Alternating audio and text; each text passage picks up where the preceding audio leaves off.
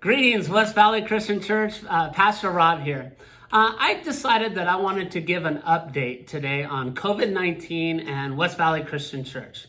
So what I want to do is break that down into three sections: where we were, where we're at, and where we're going. But before I do that, you'll notice a passage right above my right shoulder. It's Psalms 118:24, and it says this: "This is the day the Lord has made. Let us rejoice and be glad in it." And I hope as you're watching this video that you are glad in this day, that you are rejoicing in this day that was not promised to us. So with that in mind, again, I want to take you on a journey and just share my heart with you. This journey started on Thursday, March 12th.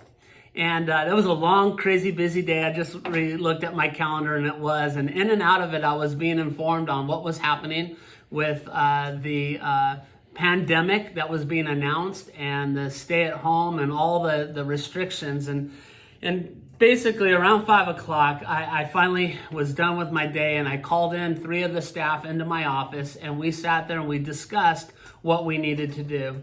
And it was a hard decision. We decided for the first time in the history of the church not to have a Sunday service. And that has become normal for us. Now it's been 6-7 weeks, but at that time, I can't even tell you what a hard decision that was. But we went ahead, I went home and had dinner, then I came back to the church for fight night, and then I asked, only 8 guys showed up that night, but I asked them if any of you could come downstairs, I'm gonna preach. And it was close to 9 o'clock at night when I preached that first sermon on the Thursday night. And that's where our online church started. If you remember, we had YouTube videos of worship, and boy, have we come a long way. But also included in that week was Pastor Greg and Nina, who are now married. They were getting married that weekend. We had to make decisions about that.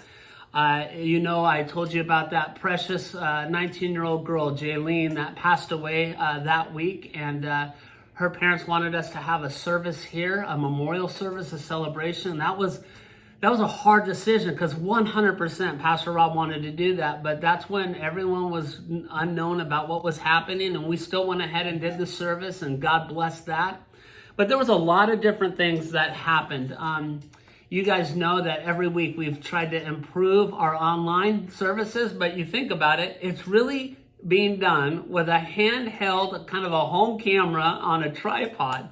And grateful for Pastor Greg and the rest of the team that are making that happen every week. And again, we're trying our best to put out the best quality out there. But what a journey it has been. I think about Amy Gonzalez, our children's director, and putting together children's packets. And she did a great job with the jelly bean jam online and the Easter egg hunt here on our campus. That was a drive-through Easter egg hunt, and just standing in the rain and passing out that kind of, the eggs and stuff. I mean, there's so much to remember, and it seems so long ago, but that has been kind of where we were. And you think about the 2 Facebook posts I do a week. I've never posted on Facebook. I've posted on Facebook more in the last 6 weeks than I have in the last 15 years, if Facebook's been around that long.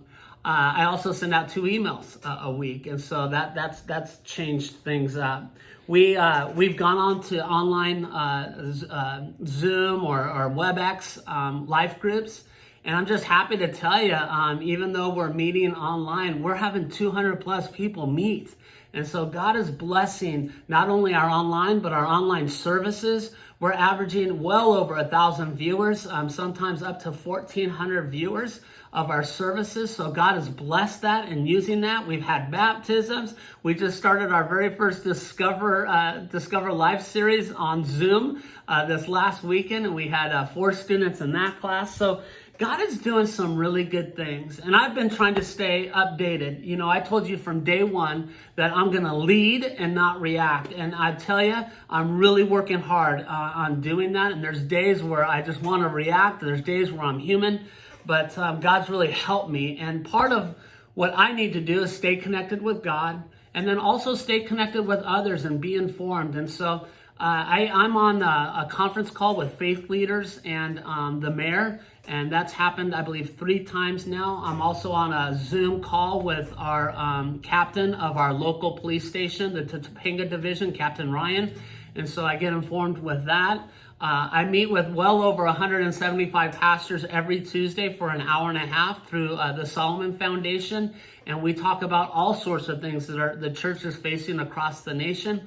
So that's part of like who we've been during all of this. And there's so much more I could tell you about. I'm still involved with South Seas Ministries, and we do a Zoom board meeting every week, and missions is still happening.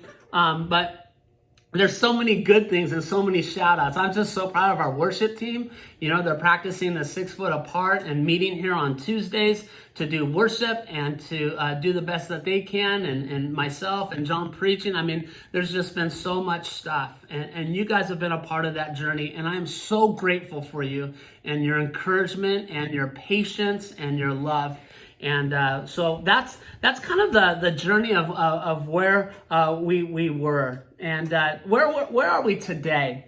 We're still doing ministry different, and God is using it in amazing ways. We do staff Zoom meetings every Monday, and those have been very important. Your elders of this church meet every Sunday morning at 7:45 with me on Zoom, and we talk about the things of the church, and so I'm grateful for our elders.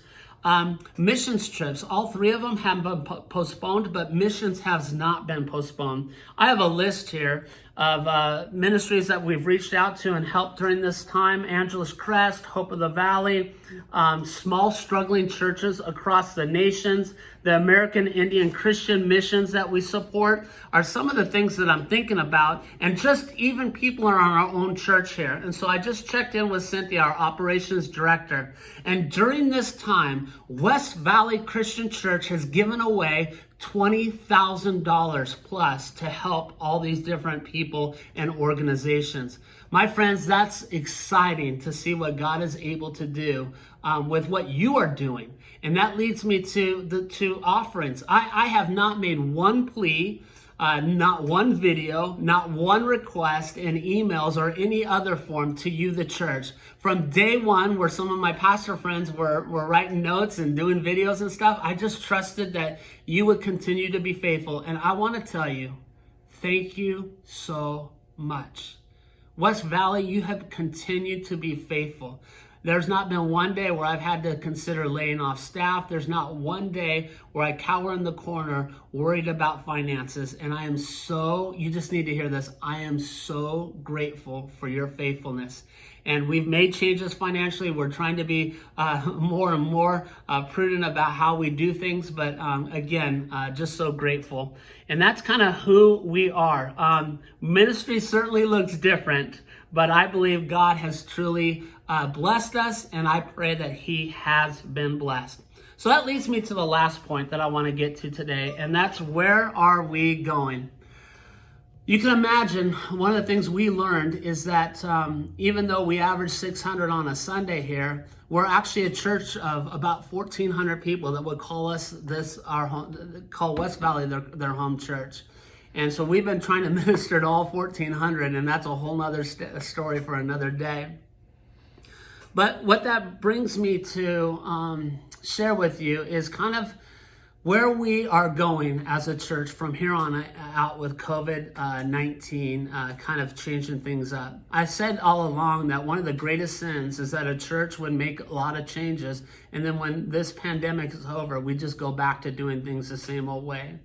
So the staff is probably tired of hearing that, but I just want to tell you that we've constantly been praying and reevaluating and looking at what we need to do. So I want to tell you that we're going to continue online services from here on out. And we're not sure exactly how that's going to look, but we're going to continue it. And that's important for you to hear right now. Because as we talk about reopening the church doors, because we know the church hasn't been closed, just the church doors, We've talked about this for 3 weeks now. First of all, it was myself, and then Pastor John and I have talked about it, and then the whole staff's talked about it. As a matter of fact, we have a 3-page document of all the things we need to think about and consider in order to open up these doors. It's kind of like when you have a family member that's back east and they're going to come visit your house here in California. You want to make sure the house is all clean and ready. That's how we feel. We can't wait till you come back to the house. And so we're going to make this place clean. We've already had people come out and give bids on a deep clean. And so when we finally get the go, we're going to have that deep clean done. We've ordered the things that we need to order to make this place safe and clean for you.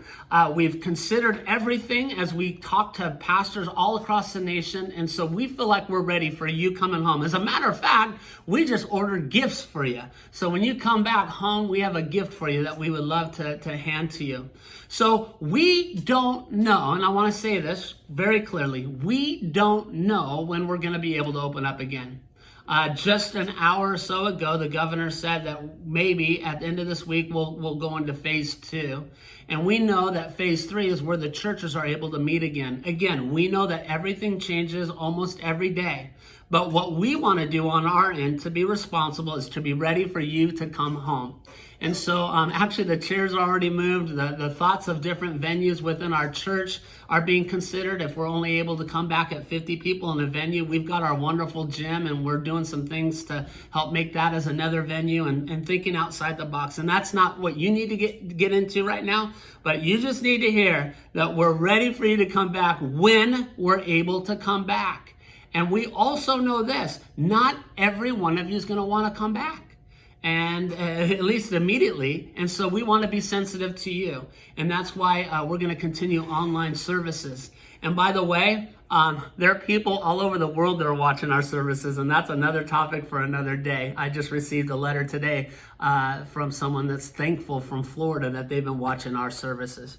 So if I'm not being clear enough, I want to be very, very clear. We are ready for you when the time is come, when the governor and the mayor says we're allowed to do that. But until then, we're getting the house ready for you. We will continue online services for those of you that aren't necessarily ready to come back when the green light's given.